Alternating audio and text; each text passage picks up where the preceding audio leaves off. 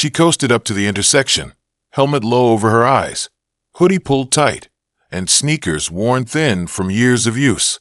Her bike wasn't anything fancy, no carbon fiber frame, no racing decals, just an old school, beat-up single-speed with chip paint and a squeaky chain. And still they laughed. It was 3 teenage boys, maybe 16 or 17, standing on the corner near a gas station. One of them nudged the other and pointed. "Yo, look at her. Where's the race? Tour to nowhere." Another joined in, shouting across the street. "Better pick up the pace, lady, or you're going to be late for nothing." The woman didn't flinch, didn't glare. She just gave a half smile and rolled past them, her legs pumping steadily, her breath calm, eyes focused on the hill ahead. They had no idea. No idea they'd just mocked an Olympic gold medalist. No idea they'd just tried to make fun of a woman who could leave them in the dust on a broken bike, uphill, in the rain, and still have the strength to wave goodbye. No idea they were laughing at Maya James, the pride of her city, the record breaker, the legend who had once made the world stop and cheer with nothing but a bike, her will, and the roar of a finish line. But for Maya, it wasn't about proving anything to them. Not anymore. Because the road to that moment, the medals, the recognition, the legacy, had been longer, harder, and lonelier than most people could ever imagine. Let me tell you how it started. Years earlier, Maya had grown up in one of those neighborhoods where dreams were considered distractions. South side of a Midwestern city, where cracked sidewalks and empty lots were part of the view and ambition was something you kept quiet to avoid being laughed at. She was raised by her grandmother, Miss Loretta, who worked 2 cleaning jobs and still found time every night to make a hot dinner. Maya didn't have a room full of trophies growing up. No coaches knocking on her door. But she did have a beat-up bike, handed down from an older cousin, and she loved it. She rode everywhere. School, corner store, library, across town just to feel the wind. She'd race city buses for fun and sometimes beat them at red lights. She didn't know what training was, but she knew how to push. When she was 13, she signed up for her first real bike race. Local community event, nothing fancy. She showed up wearing basketball shorts, a borrowed helmet, and shoes that didn't even clip into the pedals. The other kids were dressed head to toe in matching gear, slick jerseys with sponsors, shiny bikes that looked like spaceships compared to hers. She felt invisible until the race started. And then she made everyone see her. Maya didn't just win. She dominated, lapped the field, left the crowd speechless. People came up afterward asking her who her coach was, what team she trained with, where she'd been hiding. But no one offered to help. No scholarships, no sponsorships, no invitations to elite clubs. Because in their world, a poor black girl with no trainer and no team wasn't part of the plan. So Maya kept training herself. Early mornings before school, late nights after homework, riding through traffic, in the cold, in the heat, sometimes chased by stray dogs or worse.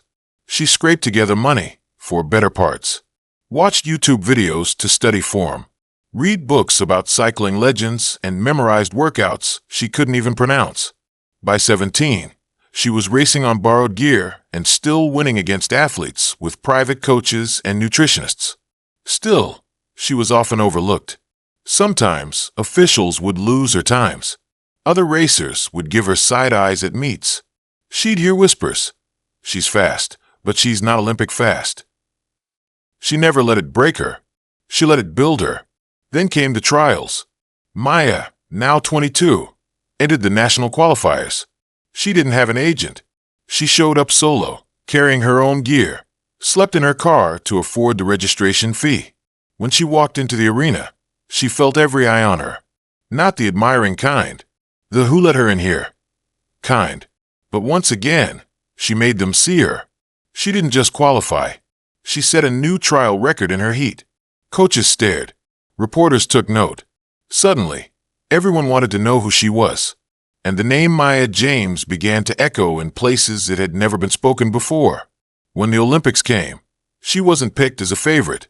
She was called a dark horse, a long shot, a surprise qualifier. But that didn't matter, because once the race began, Maya didn't hear any of that noise.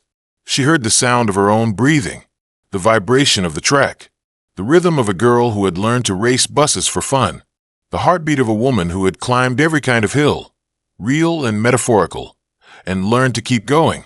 And when she crossed that finish line, arms raised, gold medal around her neck, the whole world finally saw what she'd been building for years. Victory, not just in the race, but in the life she built to get there. There were headlines, speeches, TV appearances. Little girls wanted to be her. Companies suddenly wanted to sponsor her. And still, Maya stayed Maya. She moved back to her hometown, didn't buy a mansion, didn't flash the wealth. She used her money to open a small cycling center for kids in the community, taught them how to ride, how to repair their bikes, how to believe in themselves. Some people didn't even recognize her on the street, which brings us back to that afternoon at the intersection, where those boys laughed. And Maya, she just smiled and kept pedaling, because greatness doesn't need to prove itself. And while they were laughing, she was training for a charity ride the next month, a 100-mile trek to raise funds for underserved athletes, something Maya had organized herself, quietly, without cameras, without press. And guess who showed up to volunteer? One of the boys from the corner. He didn't know who she was at first, but when he watched her ride, how smooth, how fast, how focused, he looked confused. "You're really good," he said. Maya grinned. "Thanks." Later, when another volunteer told him who she was, he went pale. He walked up to her, embarrassed. "I didn't know. I'm sorry." She looked at him and said something he never forgot. "You don't have to know someone to show them respect." From that day on, he never laughed at another person trying. He became a regular volunteer at the center, eventually became a coach himself, all because of Maya's example. Not just the gold, not just the medals, but the grace, the strength, the humility. So the next time someone laughs at you because of how you look, where you come from, or what you're trying to become, remember Maya. Keep pedaling, keep climbing, keep going, because some people laugh until you win, and then they remember your name forever. If this story inspired you, make sure you hit that subscribe button and give this video a like. Your support helps us share more powerful stories, just like this one. Thanks for watching, and keep riding forward.